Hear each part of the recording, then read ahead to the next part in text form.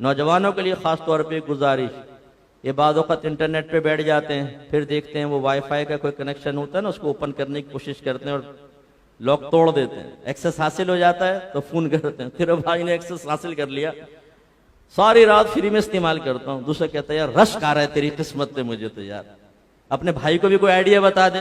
ना ना ये राज की बातें ऐसे नहीं बताऊंगा, पहले माई कलाची के ऊपर कलाची पे चल, दो दरिया के ऊपर ट्रेड दे भाई को, फिर समझाएगा भाई।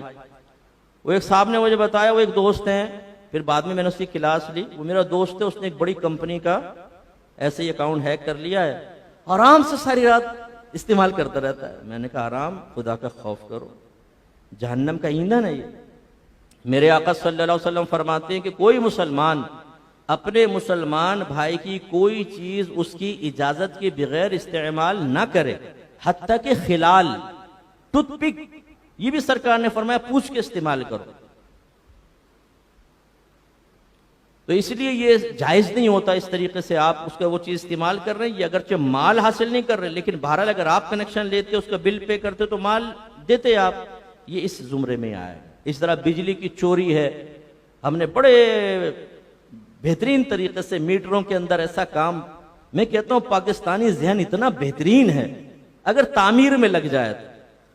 लेकिन हमने भी कसम खाई हुई है कि तखरीब का काम बताओ मुफ्ती साहब, तामीर छोड़ो, तामीर कोई और करेगा, हमें बताओ कि कैसे दो चार करने, कैसे धोखा दे।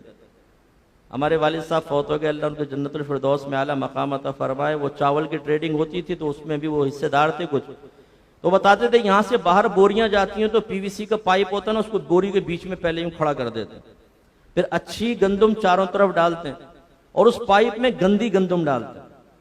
इसके बाद आखिर में वो पाइप बाहर, ऊपर से बोरी सी, कितने भी सुए मार मार के उसका सैंपल निकाल कर देख लो, बेहतरीन निकलेगा। लेकिन एक एक बोरी के अंदर 4-4, 5-5, 6-6 किलो खराब किस्म का। अब अगर 1 लाख बोरियां हैं तो अंदाजा करें कितने मन हो जाएगा। लेकिन ये क्या है, जहन्नम की आग उतार रहे हैं ना।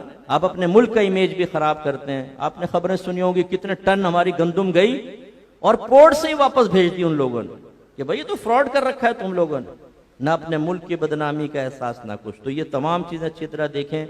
मैं अपने नौजवानों से खास तौर पे गुजारिश करता हूं कि बेटा आदमी कनाअत करके कम पे गुजारा कर ले, किसी को देखकर एहसास कमतरी बेदार हो, आंखें बंद करके वहां से निकल जाओ। दिल दुख रहा है, इस तकलीफ पे सब्र कर लें, जन्नत की हूरें आपको मिलेंगी, दर्जात मिलेंगे। लेकिन यूं मत कीजिएगा कि इस तकलीफ, ये तकलीफ अब मुझसे बर्दाश्त नहीं हो रही, अब तो बस मैं कुछ ना कुछ करूंगा, और आप हराम तरीके की तरफ बढ़ जाएं और गलत तरीके की तरफ, खुद भी हराम खाएं, अपने बीवी बच्चों को हराम खिलाएं, तो ये अपनी आखिरत की बर्बादी का सामान होगा।